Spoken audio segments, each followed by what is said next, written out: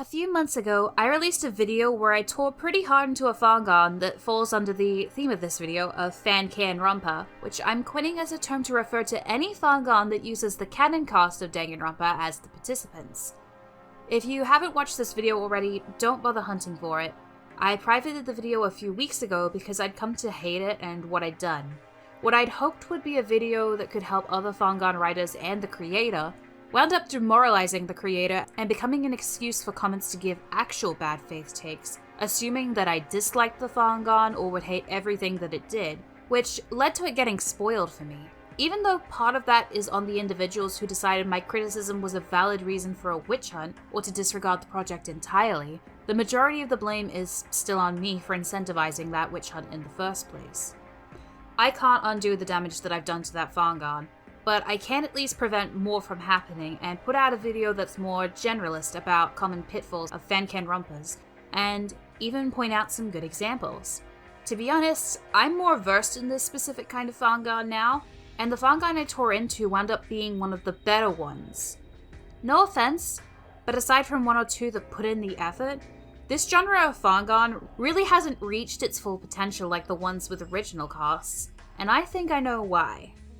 This particular genre of Fangan tends to be the territory of beginner writers seeking to do something fun for themselves. For one, don't take my theory as the gospel, and for two, I don't entirely get why you'd make one of these purely for fun. Fangans are astonishing amounts of work, but I can see the appeal in taking the Canon cast and even the Canon setting in order to cut down on the work required. That doesn't annoy me. In fact, I can see that with what you already have, there's so much potential to create something new. What does annoy me, however, is the first and largest point of the video. When the author has this weird smug sense of believing themselves to be outright better than the source material, while simultaneously fully relying on it to get the audience to care about the characters.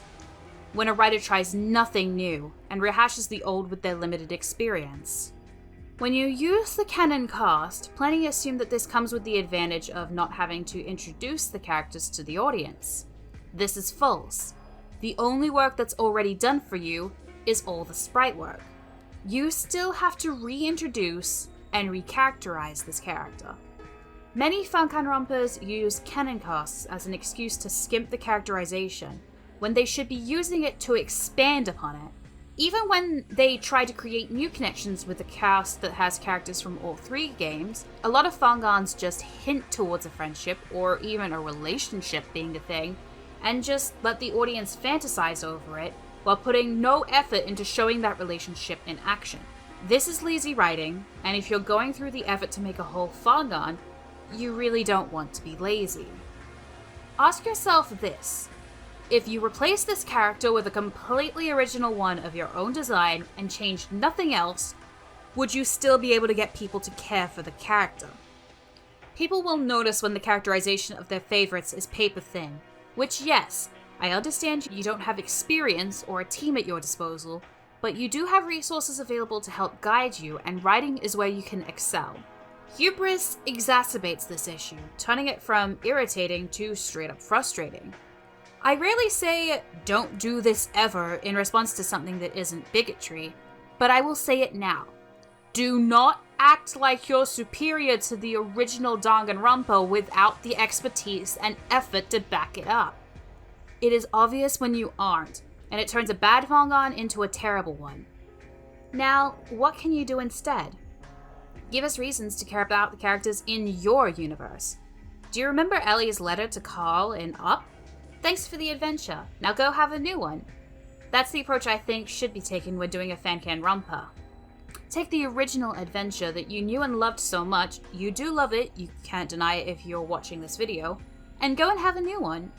Explore elements of characters that were more under the radar. Show us what happens when ideologies clash. To show what I mean, I'll both name an example of one done really well, and create my own example. For the named example, let's use Hiyoko from Super DANGANRONPA 2, and simultaneously, her appearance in the Fangan DANGANRONPA V4 Defiance. Canon Hiyoko was forged the way she is by her past and position as the heiress to the Saionji family, by her grandmother and her familial rivals. The murders, well, Tugami's murder, don't bother her as much, and she's actually able to remind the class that they need to investigate because of it.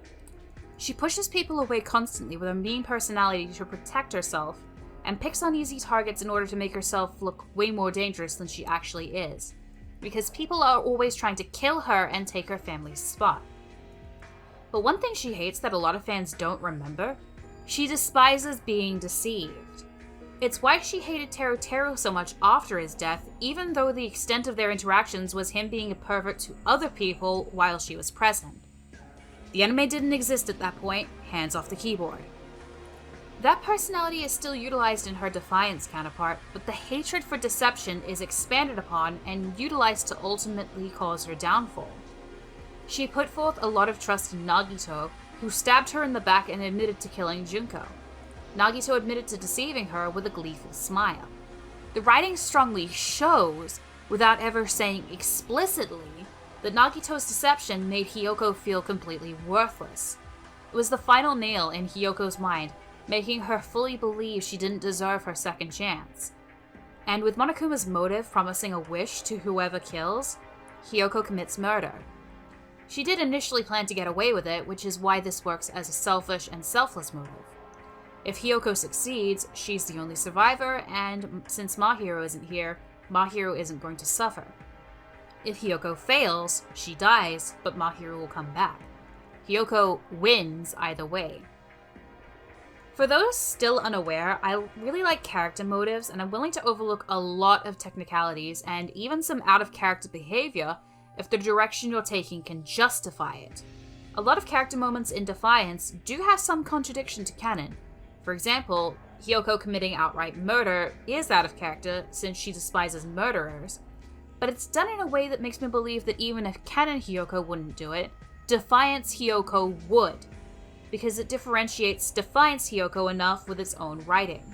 Which is why you can't just fully entrust the canon to carry your characterization, but that you can't just change something and call it a day without diving into exactly why you're changing it. Also, Danganronpa V4 Defiance is something I never expected to really like from its concept, and you probably didn't expect me to like it either, knowing how I feel about Kokichi, but damn, it's really good. Please go give that Fangans some love. Now, let's write an example together. Let's use Chihiro Fujisaki as our example. In canon, Chihiro is intelligent, but also timid and shy. And of course, they have a huge complex surrounding their physical weakness. Thanks to the bullying Chihiro suffered as a kid, it's an insecurity that they've internalized deeply. External sexism from the bullying led to internal sexism when they began to present as a girl. Chihiro took the dysphoria they were feeling and wound up aiming it at womanhood. I know. How could I ever insinuate that the precious cinnamon roll, the small, the blorbo from your shows, could ever do something so harmful? I'll get to that. Chihiro's big desire is to get stronger so that they can protect others. But deep down, they are already strong of the mind, which is what conflicts with Mondo, who is strong in the body but weak in the mind, and gets them killed. When considering where to take Chihiro, let's take the Fangans theme into account. Let's say the theme of the Fangan focuses on the transformative effects of the killing game. A hero's journey, perhaps. One thing we could do with Chihiro is have them strive to be stronger physically in order to protect others from the killing game, taking on the burden themselves. They seek out a male role model, going for Nekomaru. Why Nekomaru and not Gonta? Simply put, there's nothing Chihiro can really learn from Gonta. Gonta is who Chihiro, currently, wants to be. A Chihiro-Gonta partnership would be cute, but it'd be reliant on the canon without utilizing it for this particular storyline, and you wouldn't be able to generate much conflict. This has its place, but not in our example. Nekomaru is a strong and determined young man. He would be willing to push Chihiro to their limit and further in order to help them. But not only that, wherever Nekomaru is, Akane is not usually that far behind. She also sees Nekomaru as the strongest person she knows, sans Sakura. At first, Nekomaru would be the only reason that Akane and Chihiro would even see each other. Akane would disregard Chihiro because they're scrawny, and Chihiro would disregard Akane because they are seeking a male model, and Akane isn't male. I don't think they'd butt heads exactly. Chihiro isn't the type, and Akane wouldn't attack Chihiro with how small and defenseless they are. Both, however, are vying for Nekomaru's attention, and that causes conflict between the two of them. Chihiro relents the first couple of times, but eventually Chihiro asserts himself and says that without Nekomaru's training, they'll never get stronger. When Nekomaru initially offers to train both of them at the same time, their preconceived notions about each other come out. Both say that they shouldn't be training with the other. Chihiro because of Akane's gender, and Akane because of how weak Chihiro appears. With that, Nekomaru finally understands their conflict, and again, suggests training them both at once, saying that it's either that or nothing at all. Both relent and accept the terms. The training both serves to help Chihiro get stronger and to hone Akane's skills, but at the same time, Nekomaru helps break down their biases about each other. Chihiro might not be very strong physically, but they have the inner strength to not only reconcile with their insecurities, but to gather the courage to assert themselves, even in the face of Akane, who is much physically stronger. And Akane's gender has no bearing on her ability. Gender is irrelevant in the grand scheme of things. There is no gendered aspect to strength or physical ability, and she has a lot of things that she can teach Chihiro. Akane and Chihiro form a bond by breaking down their biases. Akane even confesses that she sees a lot of her younger siblings in Chihiro, especially the ones closer to her age, who want to help her now that they're old enough. Chihiro realizes that they disregarded a lot of the strong women in their life due to their own trauma, and manages to work through this as well. This could also end in multiple ways. I don't think it would go the route of all three making it to the end. I'll explore 3 ways that it could all play out, and what themes they'd work for. Let's discuss the absolutely heartbreaking one first. Akane and Chihiro both become victims in the same case. One gets attacked by the culprit, and though the other attempts to stop the killer, they also get murdered. This decision directs the focus onto Nekomaru. He put a lot of effort into getting to know Akane and Chihiro, trained them, and bonded them. He was the inciting change for both of them, and their deaths would leave him with the grief of having lost both the people he cared about. I think that this would work for a Fangan with more nihilistic themes, with the effort Nekomaru put in being all in vain. Next, Chihiro becomes the victim of the case. Though they'd gotten stronger, they weren't strong enough to avoid getting murdered. This would keep the focus on Chihiro, at least for the case, depending on the circumstances of their murder. If you want a tragic end to the arc, the culprit was originally targeting Akane, and Chihiro overheard and tried to stop the culprit from killing her. Chihiro gives their life, and the culprit decides that one murder is enough. Chihiro wasn't strong enough to save their own life, but they possessed enough strength to save someone else's life. This murder would probably suit a Fangan going for a similar atmosphere to the canon with a different overall arcing plot. Third, Nekomaru becomes the victim of the case. This decision would put the focus on Chihiro and Akane, and will work for a Fangan with more hopeful, though cliché, themes. Since Nekomaru takes a mentorship in how he treats Akane and Chihiro, losing him would probably invoke one of the most well-known tropes in writing, mentor occupational hazard. This is a very cliché trope, and it would take a skilled writer to pull off without coming across as tiring. With that said, it's a cliché because it could help drive the final conflict between Akane and Chihiro, with both having very different approaches to solving Nekomaru's murder, with neither able to fully solve it, before both come together and come up with a final solution that finally catches the murderer. Phew! That was a long tip 1. I promise the next ones won't be so long, but it's probably the biggest pitfall of these Fangans, the over-reliance on the source material to provide reasons to care about the cost. Trust me, what separates mediocre from great is having stellar characterization of your own. The rest of the tips might be a bit more general because of this. Tip 2. If you have a character that would realistically react to another character's death, whether through character traits or through their relationships, show that reaction! There is such a thing as too much reaction, but this is never a trait of this Fangan type. In fact, it's extremely rare that a character grieves even remotely close to an appropriate amount in these things, let alone a satisfying amount.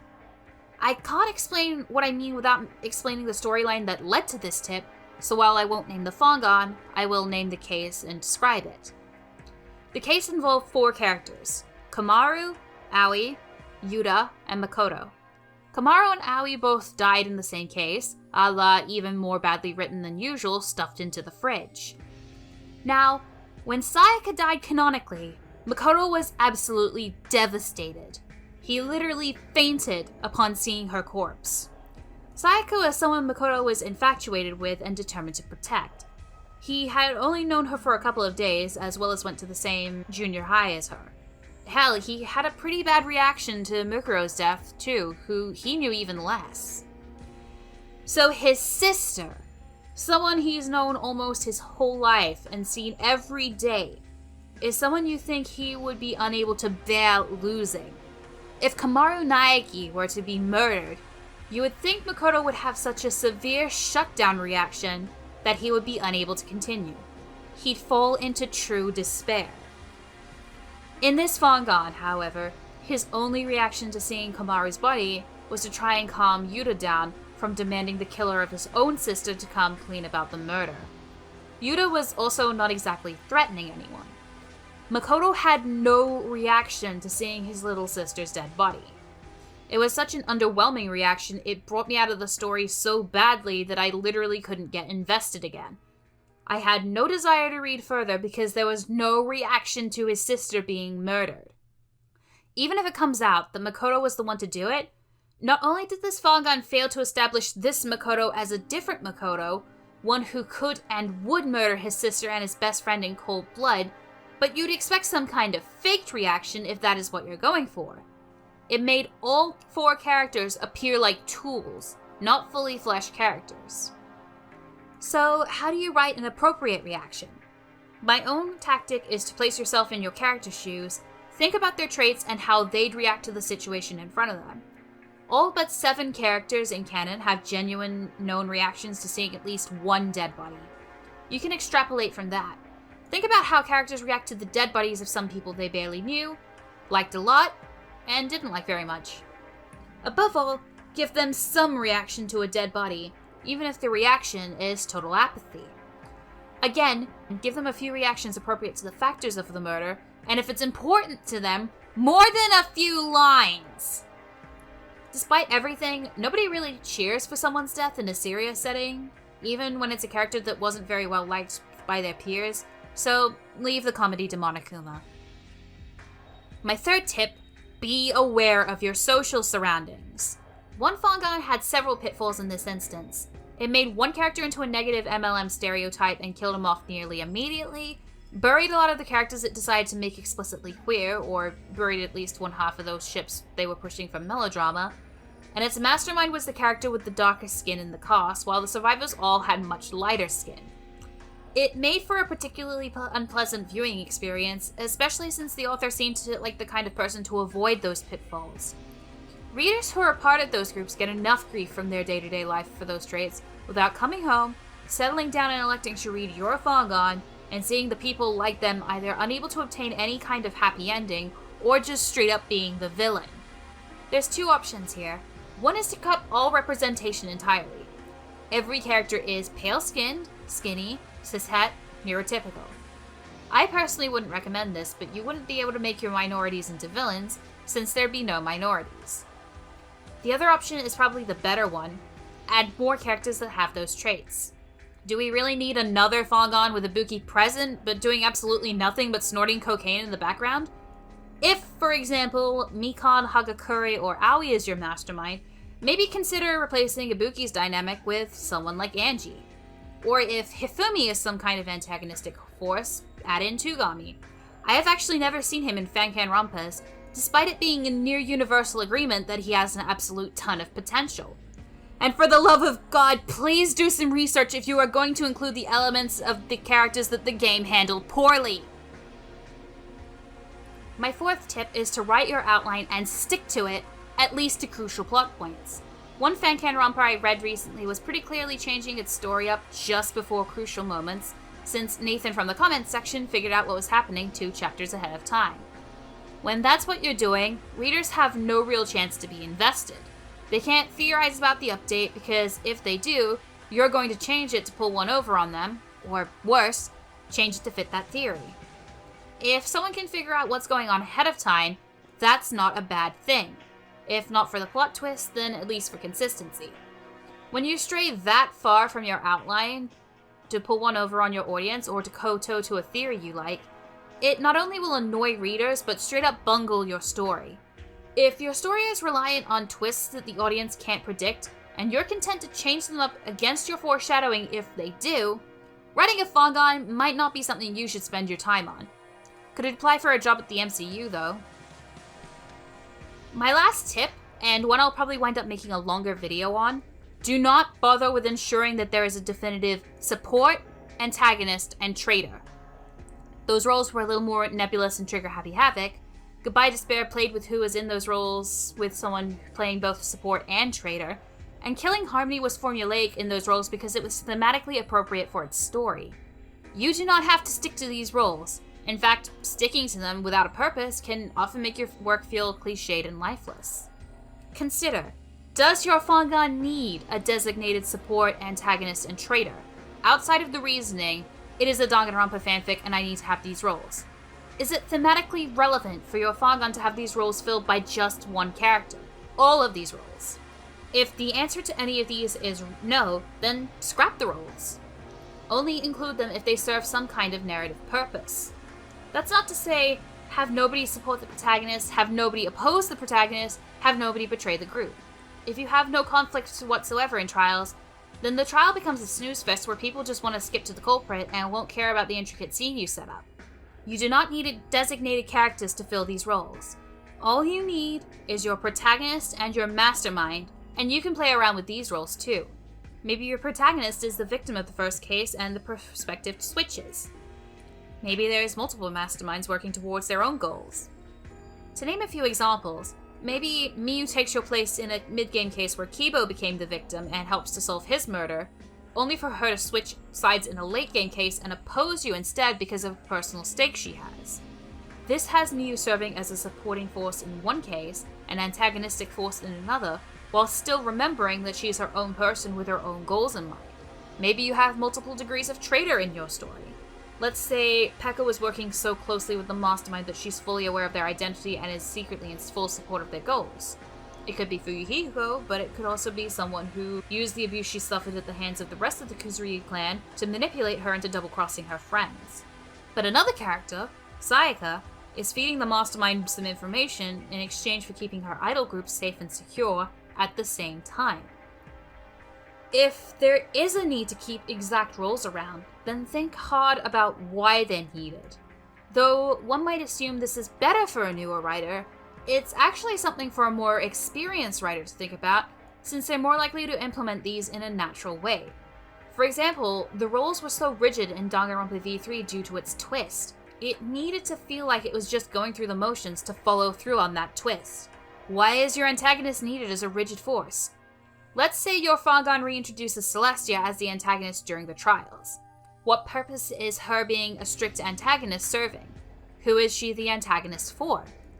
If you decide to utilize her fascination with luck, maybe have the protagonist or support be a character that doesn't believe in luck, believing everything can be calculated and what we refer to as luck doesn't truly exist. So this would probably work for a Fangan where Ishimaru, Chihiro, or perhaps even Ryoko as the ultimate analyst would work if you wanted to play her like that. Oh, right, Ryoko is fairly obscure to the point where even I don't know much about her. Carry on. While only tip 1 was explicitly about Danganronpa, I think the video can at least be helpful as a collection of tips for hopeful Fangan writers, and I hope that this can help everybody out with some general tips on what to do while writing a Fangan. Thank you all for watching, and I will see you next time.